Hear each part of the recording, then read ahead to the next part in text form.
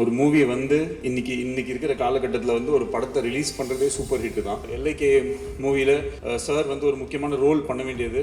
அந்த ரோலுக்கு அவர்கிட்ட போய் கேட்கும்போது இந்த படத்தோட ஒர்க்காக இருந்தாங்க, பண்ண முடியல. நிறைய சம்பளம் கேட்டுட்டேன், அதால தான் வேணாண்டேன். விஜய் சேதுபதி சார் 400 கோடி தான் ஒரு படம் இல்லைன்னா நான் யாருன்னே யாருக்கும் தெரிஞ்சிருக்காது. அந்த படத்துக்கு ஒரே ரீசன் சார் மட்டும்தான். எவ்வளோ ஸ்ட்ரகிள் பண்ணணுமோ ஒரு படத்தை எடுத்து முடிச்சு அதை திரைக்கு கொண்டு அத்தனையும் அவர் பட்டார்.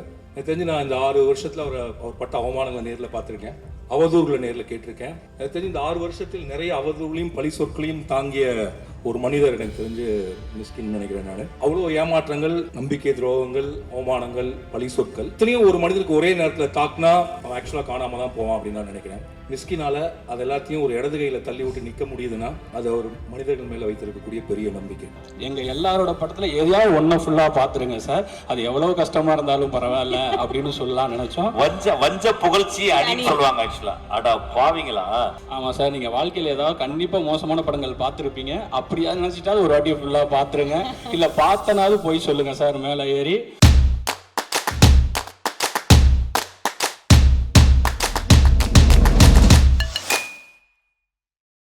First of all congrats Mysskin sir. ஏன்னா ஒரு மூவி ஒரு மூவியை வந்து இன்னைக்கு இருக்கிற காலகட்டத்தில் வந்து ஒரு படத்தை ரிலீஸ் பண்ணுறதே சூப்பர் ஹிட்டு தான். ஸோ இப்போ தான் நான் ஒரு சூப்பர் ஹிட் கொடுத்துருக்கேன். ஒன்ஸ் அந்த தேட்டருக்கு போயிடுச்சு அப்படின்னா வந்து தேட்டருக்கு கொண்டு போயிட்டோனாலே அது வந்து ஒரு பிளாக் பஸ்டர் மாதிரி தான் இருக்குது. ஏன்னா ஒரு time taken for a movie வந்து இப்போ பயங்கர லெங்க்த்தாக போயிடுச்சு because of various other factors. அதெல்லாம் தாண்டி ஏன்னா நான் எல்ஐகே மூவியில் சார் வந்து ஒரு முக்கியமான ரோல் பண்ண வேண்டியது. அந்த ரோலுக்கு அவர்கிட்ட போய் கேட்கும்போது இந்த படத்தோட ஒர்க்காக இருந்தாங்க, பண்ண முடியல. நிறைய சம்பளம் கேட்டுட்டேன், அதால தான் வேணாண்டேன். சொல்கிறான் இல்லை, அவர் அவ்வளோ பேட் பாய் இல்லை, நீங்கள் ஒரு குட் பாய். ஸோ அப்படி இல்லை, அவர் இந்த ஃபில்மோட இதில் கொஞ்சம் கான்சன்ட்ரேட் பண்ணிட்டு இருக்கேன்னு சொல்லியிருந்தாங்க. அதுக்கப்புறம் ஒரு நாள் வந்து செட்லாம் போட்டோம். ஒரு டாக்டர் மாதிரி ஒரு ரோல் ஒன்று இருந்துச்சு. அது வந்து நான் ஓவர் நைட்டில் திடீர்னு ஒரு 10 o'clock மாதிரி மெசேஜ் பண்ணிவிட்டு, சார் ஒரு நிமிஷம் உங்களை வந்து பார்க்கணும் அப்படின்னு சொன்னேன். கண்டிப்பாக அவருக்கு தெரிஞ்சது ஏதோ ஒரு ஃபேவர் தான் கேட்க போகிறேன்னு சொல்லிட்டு ஸோ ஸ்ட்ரைட்டாக ஆஃபீஸ் போனோம். போயிட்டு, சார் நாளைக்கு இந்த மாதிரி ஒரு சீன் இருக்குது சார், அது வந்து நடிக்கணும், ஒருத்தர்கிட்ட பேசியிருந்தேன், நீங்கள் படா வரண்டா படா போய்லாம் சொல்லாதா அப்படின்னு சொல்லி அடுத்த நாள் ஷூட்டுக்கு வந்தார். என் டீமில் என்னோட ஏடி ஹரீஷ்னு ஒருத்தருக்கு, அவன் வந்து சாரோட தான் ஒர்க் பண்ணாங்க. ஸோ என் ஆஃபீஸும் அவர் ஆஃபீஸும் பக்கத்தில் லைக் நெய்பர்ஸ் மாதிரி. ஸோ எவ்ரி டைம் எனக்கு எதாவது ரொம்ப அப்பப்போ நான் வந்து ரொம்ப ஒரு லோ ஜோனுக்கு போயிடுவேன். அந்த மாதிரி டைம்லலாம் ஒரு தெரப்பிஸ்ட் மாதிரி, ஒரு டீச்சர் மாதிரி, ஒரு மென்டர், அந்த மாதிரி எப்பப்போ என்னென்ன ரோல்ஸ் வேணுமோ அப்பப்போ அந்த ரோலை கொடுத்து நான் போய் அவரோட ஆஃபீஸில் உட்காந்துப்பேன். அவங்களுடைய ஏடிஸ், இந்த ஃப்ரெண்ட்ஸ் எல்லாமே ரொம்ப கார்டியலாக இருப்பாங்க. அந்த ஸ்பேஸை கொடுத்ததுக்கு ரொம்ப thanks sir. And whatever makes you happy will make me also happy always. So I wish that this movie becomes a huge blockbuster. Vijay Sethupathi sir, phone எல்லாம் நீங்கள் பாருங்கள். ஸோ 400 கோடி தான் ஒரு படம் இல்லைன்னா நான் யாருன்னே யாருக்கும் தெரிஞ்சிருக்காது. அந்த படத்துக்கு ஒரே ரீசன் சார் மட்டும்தான். ஏன்னா இவர் ஒருத்தர் தான் வந்து போடா போடின்னு ஒரு படம் நான் எடுத்திருக்கும் போது 3 பேர் தான் எனக்கு ஃபோன் பண்ணியிருந்தாங்க சினிமாவிலேருந்து. நல்லா இருந்தது நான் படம் சொன்னது. அதில் இவர் வந்து ஃபோன் பண்ணும்போதே, நான் வந்து பீட்சான்னு ஒரு படத்தோட ஹீரோ, அந்த படத்தில் இருந்து நான் உங்களுக்கு இப்போ கால் பண்ணியிருக்கேன், நீங்கள் அடுத்த படம் பண்ணும்போது அதில் நான் ஹீரோவாக நடிக்கணும், அந்த மாதிரி ஒரு எண்ணத்தோடு நான் கால் பண்ணியிருக்கேன்னு நினச்சிக்காதீங்க. நிஜமாவே எனக்கு உங்கள் படம் பிடிச்சது, அதனால நான் வந்து உங்களுக்கு கால் பண்ணேன் அப்படின்னு சொல்லிட்டு அப்படி தான் அவர் தெரியும். அப்புறம் திருப்பியும் அவரோட ஆஃபீஸ் போவேன், அவர்கிட்ட அப்படியே பேசுவேன். அப்படி நடந்த ஒரு விஷயம் தான் 400 கோடி தான். அதுக்கப்புறம் ஒரு சில டிஃப்ரெண்ட்டான ஸ்கிரிப்ட், எல்லாருமே ரன் ஆஃப் த மில் ஒரே மாதிரி மூவிஸ் பண்ணிட்டு இருக்கும்போது சில டைரக்டர்ஸ், சில ரைட்டர்ஸ்க்கு வந்து ஒரு டிஃப்ரெண்ட் அப்பிடைட், ஒரு ஏதாவது ஒன்று டிஃப்ரெண்ட்டாக ட்ரை பண்ணலாமே. ஏன்னா அது வந்து எதுக்காகனா இப்போ ஆடியன்ஸை சந்தோஷப்படுத்துறது ஒரு விதம். இன்னொன்று நம்மளை ஒரு ஃபில்ம் மேக்கரை சந்தோஷப்படுத்திக்கிறதுக்கு சில ஃபில்ம்ஸ் நம்ம எடுக்கணும்னு நினைப்போம். சில டைரக்டர்ஸ்க்கு அந்த மாதிரி அவங்களோட ஹை பாயிண்ட் வந்து அங்கே இருக்கும். ஸோ அப்போ யூனிக்காக ஏதாவது கதைகள் நம்ம யோசிக்கும் போது அதை வந்து சப்போர்ட் பண்ணுறதுக்கு ஹீரோஸ் ரொம்ப முக்கியம். அவங்க சப்போர்ட் பண்ணால் மட்டும்தான் அந்த மாதிரி படங்கள்லாம் எடுக்க முடியும். ஸோ இன்றைக்கி இருக்கிற மேஜராக நல்ல இம்பார்ட்டன்ட் ஃபில்ம் மேக்கர்ஸ் பல பேர் விஜய் சேதுபதி சார் அக்செப்ட் பண்ணதுனால தான் இன்றைக்கி வந்து டைரக்டர்ஸாக இருக்காங்க. அதுக்கு வந்து ஒரு பெரிய thank you sir on behalf of many good directors. Thank you. டக்குன்னு கேப்பில் நான் இந்த குட் டைரக்டர்னு சொல்லிட்டேன். ஓகே, காத்து வாக்கில் 2 காதல், அதுக்குமே நன்றி. இந்த ஃபிலிமில் நீங்கள் பார்க்குறது பயங்கரமாக இருக்கீங்க. அண்ட் ஐ ஃபீல் இந்த ஃபில்ம் வந்து பயங்கரமாக ஒர்க் ஆகும் அப்படின்றதுல எனக்கு எந்த டவுட்டும் இல்லை. இதுக்கு மேலே பேசுறதுக்கு 1 செகண்ட் எங்கள் டீச்சர்கிட்ட கொடுத்துட்றேன். தேங்க்யூ. 2020 ஜனவரி 24 சைக்கோ ரிலீஸ் ஆனதுக்கப்புறம் ஒரு 6 வருஷங்களுக்கு அப்புறம் மிஸ்கின் நடக்கிற ஒரு படத்தோட ஆடியோ லான்ச். இந்த 6 வருஷத்தில் மிஸ்கின் 2 படம் எடுத்து முடிச்சிட்டார். ஒன்று பிசாஸ் 2, இன்னொன்று ட்ரெயின், இன்னொரு படம் பாதியிலே நின்றுச்சு. ஒரு 6 வருடத்தில் ஒரு ஃபிலிம் மேக்கர் எவ்வளோ ஸ்ட்ரகிள் பண்ணுமோ ஒரு படத்தை எடுத்து முடிச்சு திரைக்கு கொண்டு அத்தனையும் அவர் பட்டார். எனக்கு தெரிஞ்சு நான் இந்த 6 வருஷத்தில் அவர் பட்ட அவமானங்களை நேரில் பார்த்துருக்கேன், அவதூறுகளை நேரில் கேட்டிருக்கேன். எனக்கு தெரிஞ்சு இந்த 6 வருஷத்தில் நிறைய அவதூறுகளையும் பழி சொற்களையும் தாங்கிய ஒரு மனிதர் எனக்கு தெரிஞ்சு மிஸ்கின் நினைக்கிறேன் நான். அண்ட் அவ்வளோ ஏமாற்றங்கள், நம்பிக்கை துரோகங்கள், அவமானங்கள், பழி சொற்கள் இத்தனையும் ஒரு மனிதருக்கு ஒரே நேரத்தில் தாக்குனா அவன் ஆக்சுவலாக காணாமல் தான் போவான் அப்படின்னு நான் நினைக்கிறேன். ஆனால் மிஸ்கினால் அது எல்லாத்தையும் ஒரு இடது கையில் தள்ளி விட்டு நிற்க முடியுதுன்னா அது ஒரு மனிதர்கள் மேலே வைத்திருக்கக்கூடிய பெரிய நம்பிக்கை. ஆக்சுவலாக இவ்வளோ பட்ட ஒருத்தனுக்கு மனுஷன் மேலே நம்பிக்கை போகணும், ஆனால் மிஷினுக்கு நம்பிக்கை கூட்டிகிட்டே இருக்கும். மனிதர்களை இன்னும் நேசிக்க முடியும், மனிதர்களை நம்ப முடியும், புதுசாக இருக்கவங்கள்ட்ட பேச முடியும். இந்த நம்பிக்கை தான் மிஸ்கினை தக்க வைத்திருக்கிறது. இன்னும் சொல்லப்போனால் மிஸ்கினோட படமே இந்த 2ம் தான், குற்றமும் நம்பிக்கையும் தான் மிஸ்கினுடைய படம் அப்படின்னு நம்ம சொல்லலாம். எனக்கு தெரிஞ்ச தமிழ் சினிமாவில் த்ரில்லர் படத்தினுடைய தந்தை அப்படின்னு அவரை சொல்லலாம்னு நினைக்கிறேன். மாஸ்டர் ஆஃப் த்ரில்லர்ஸ் நந்தலாலாவை தவிர இது எல்லாமே த்ரில்லர்ஸ். அதில் வந்து கிரைம் த்ரில்லர் பண்ணியாச்சு, ஹாரர் த்ரில்லர் பண்ணியாச்சு, ரொமான்டிக் த்ரில்லர் பண்ணியாச்சு. ஆக்சுவலாக இது என்ன த்ரில்லர்னு எனக்கு தெரியல, பட் இதுவும் ஒரு த்ரில்லர் தான் எனக்கு தெரியுது பார்த்த உடனே. அண்ட் இந்த கலில் ஜிப்ரான் வந்து குற்றமும் தண்டனையும் ஒன்று எழுதியிருப்ப அதில் ஒன்று சொல்லுவார், கொலை செய்யப்பட்டு தரையில் கிடக்கிறவனுக்குமே அவன் செத்ததில் பங்கு இருக்குது, அவனை கொலை செஞ்சதில் பங்கு இருக்குது. ஒரு நிறைய கொள்ளையடிக்கப்பட்டு கையில் ஒன்றுமே இல்லாமல் போய் வீட்டில் தலையில் கை வச்சுட்டு உட்கார்ந்துருக்கவன்ட்டையும் கூட அவன் வீட்டில் திருடினதில் ஒரு பங்கு இருக்குது. நீங்கள் எவ்வளோ நல்லவராக இருந்தாலும் இந்த நகரத்தில், இந்த உலகத்தில் நடக்கக்கூடிய தீமையில் உங்களுக்கு தெரிஞ்சாலும் தெரியாட்டியும் ஒரு பங்கு இருக்குது. ஒரு மரத்தினுடைய இலை மஞ்சளாய் பழுத்து போவதற்கு அந்த மரம்தான் காரணம், இந்த சமூகம் தான் காரணம். ஒரு குற்றத்தையும் குற்றம் செய்பவர்களையும் எப்படி பார்க்கணும் அப்படின்னு கலில் சொன்ன அந்த தத்துவத்தின் அடிப்படையில் தான் மிஸ்கினுடைய எல்லா படங்களுமே விரியுதுன்னு நான் நினைக்கிறேன். ஏன்னா வெறும் த்ரில்லர் இல்லை, மிஸ்கின் வந்து த்ரில்லரை வெறுமனா ஒரு மெயின் ஸ்ட்ரீமில் ஜெயிச்சிடலாங்கிறதுக்காக பண்ணக்கூடிய ஜேர்னர் இல்லை. மிஸ்கினுக்கு த்ரில்லர் பிடிக்குது, ரொம்ப கார்ட்டூன் படித்து ரொம்ப கொலைகளை, எனக்கு ரொம்ப ஆச்சரியமாக இருக்கும். நான் சைக்கோல தான் பார்த்தேன், கொலையை ரசித்து எடுப்பார். ஒரு அந்த ஒரு அது எனக்கு யாருன்னு தெரியல, அந்த ஃபிலாசபர் சொன்னது. அதுக்கு காரணம் இருக்கு ராம், நிஜமா கொலை பண்ண முடியல, அட்லீஸ்ட் கேமரா வச்சு கொலை பண்ணலாம், நிஜத்தில் கொலை பண்ண முடியல.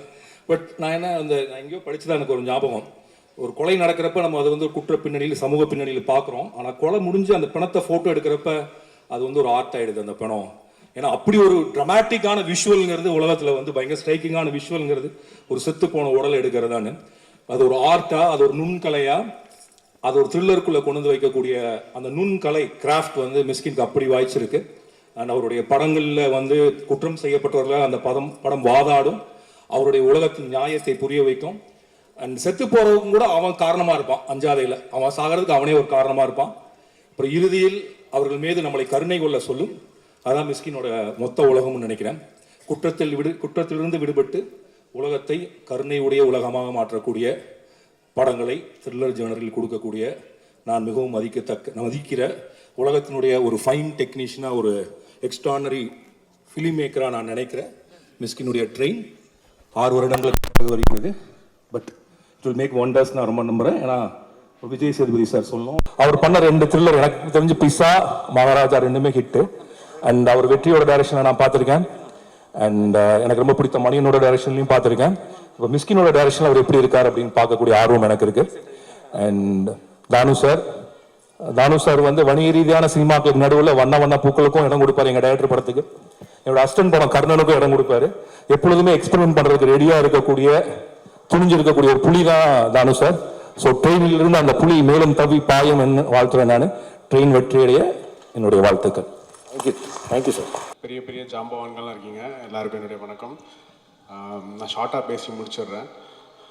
மிஷ்கின் சார் வந்து ரீசெண்டாக மீட் பண்ணப்போ, நான் இப்போ நடிக்கிறேன்டா, சூப்பர் சிங்கர்லாம் போகிறேன், நான் டைரக்ஷன் பண்ணதை விட இப்போ நிறைய சம்பாதிக்கிறேன், முன்னை விட இப்போ செழிப்பாக இருக்கேன் அப்படின்னு சொல்லி சொன்னாங்க. ஆனால் வருத்தமாக இருக்கேன், எனக்கு சோகமாக இருக்குது உள்ளுக்குள்ளே, ஏன்னா என் படம் இன்னும் ரிலீஸ் ஆகலை அப்படின்னு சொல்லி சொன்னாங்க. அந்த டைரக்டர் மிஷ்கின் வந்து உள்ளுக்குள்ளே ஒரு ஏக்கத்தோடு இருக்கிற அந்த டைரக்டர் மிஷின் வந்து வெளியே வர போகிறாருன்றது எங்களுக்கு ரொம்ப ஹாப்பியாக இருக்குது நாங்கள் பார்க்குறதுக்கு. And we want you to make more and more film sir. நீங்கள் நடிங்க, பட் நிறைய படம் பண்ணுங்க சார். அது ஒன்று தான் என்னோடய ரிக்வெஸ்ட்டாக நான் கேட்டுக்கிறேன். அண்ட் ஆல்சோ சார்கிட்ட நீங்கள் என்ன ஃபில்ம் கேட்டாலும் வந்து நான் பார்க்கல கண்ணா அப்படின்னு சொல்லுவாங்க. அது வந்து இங்கே இருக்கிற எல்லாருக்கும் தெரியும்னு நினைக்கிறேன். இவங்களுடைய எந்த படமும் இவங்க பார்த்துருக்காங்களான்னு தெரில. என்னோட படமும் மண்டேலா சார் பார்த்ததில்ல, என் படம் மாவீரன் சார் நடிச்சிருக்காங்க, அதுவும் அவங்க பார்த்ததில்ல. ஸோ நான் இந்த மேடையில் ஒரு ரெக்வெஸ்ட்டாக சார் ஒரு 2 படம் பண்ணியிருக்கேன் சார், ஒரு டைம் கிடைக்கும்போது பாருங்கள் சார். தேங்க்யூ. அண்ட் சேது அண்ணன் கூட நான் மாவீரனில் ஒர்க் பண்ணேன். எனக்கு மாவீரன் வந்து அந்த மாவீரனோட வாய்ஸே சேது அண்ணன் தான் கொடுத்தாங்க. ஒரு 5 டேஸ் தான் நான் அவரோட ஒர்க் பண்ணேன். Super pleasant experience. ஒரு 5 டேஸ் ஒர்க்குக்கு எந்த ரெமினரேஷனுமே வாங்காமல் வந்து ஒர்க் பண்ணி கொடுத்தாங்க.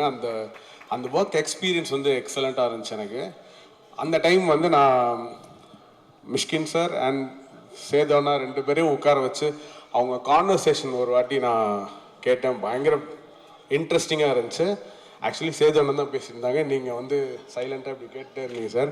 அது மாதிரி இன்ட்ரெஸ்டிங்காக இருந்துச்சு அந்த கான்வர்சேஷன். அது மறுபடியும் நான் சேதோனோட ஒர்க் பண்ணுறதுக்கு ஒரு சான்ஸ் கிடைக்கும்னு நினைக்கிறேன். I would love to work with him and congrats and congrats to entire team for making this film. And நான் ட்ரெய்லர் பார்த்தோம் அண்ட் மேக்கிங் வீடியோஸ் எல்லாமே பார்த்தோம். இன்ட்ரெஸ்டிங்காக இருக்குது. I think it will be a good watch. Please watch it in theatres. Thank you.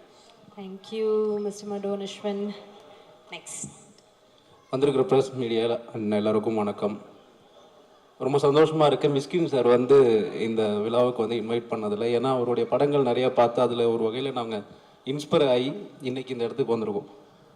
So சாரோட எல்லா படங்களும் ஏதோ ஒரு வகையில் எல்லாரையும் இன்ஸ்பயர் பண்ணிக்கிட்டே இருக்கோம். அந்த வகையில் ட்ரெயின் வந்து கண்டிப்பாக இன்னும் இது வந்து எங்களை பயங்கரமாக இன்ஸ்பயர் பண்ணணும்னு நம்புகிறேன். Sir, we are big fan of you sir.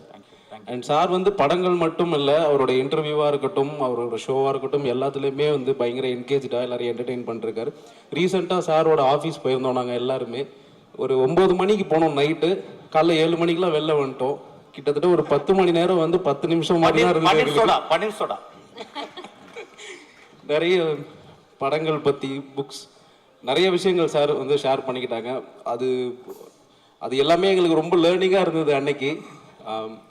So இந்த ட்ரெயின் படம் வந்து ஒரு ஸ்க்ரீனில் பார்க்குறதுக்கு ரொம்ப எக்ஸைட்டடாக இருக்குது. அண்ட் வந்து இப்போ இந்த மேக்கிங் பார்க்கும்போதே அதோட சார் அந்த மேக்கிங்கில் அந்த படத்துக்கு போட்ட அந்த ரிஸ்க்கும் அவரோட சின்சியாரிட்டியும் நாங்கள் வந்து டேக் அவேவாக எடுத்துப்போம் சார். அண்ட் விஜய் சேதுபதி அண்ணா, நீங்களும் மிஷ்கின் சாரோட கொலாபரேஷனில் இந்த படம் பார்க்க போகிறோம் அப்படின்னு நினைக்கும் போது இன்னும் அந்த எக்ஸைட்மெண்ட் அதிகமாகுது. Thank you so much. Waiting for train. Thank you. எல்லாருக்கும் வணக்கம். ரொம்ப நன்றி மிஷ்கின் சார் என்னை இன்வைட் பண்ணதுக்கு. ஏன்னா இன்றைக்கி எல்லா ஆடியோ லான்ச்லையும் எல்லா ஈவெண்ட்லையும் மிஷ்கின் சாரை இன்வைட் பண்ண தான் சந்தோஷப்படுவாங்க. அப்படி ஒருத்தர் எனக்கு பர்சனலாக ஃபோன் பண்ணி செல்லம் வந்துடுறா அப்படின்னு சொன்னார். அதை நான் ரொம்ப ப்ரிவிலேஜாக பார்க்குறேன் சார்.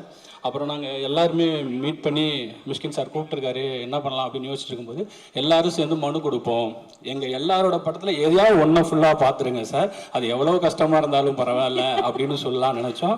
வஞ்ச புகழ்ச்சி அப்படின்னு சொல்லுவாங்க ஆக்சுவலாக. அடா பாவீங்களா?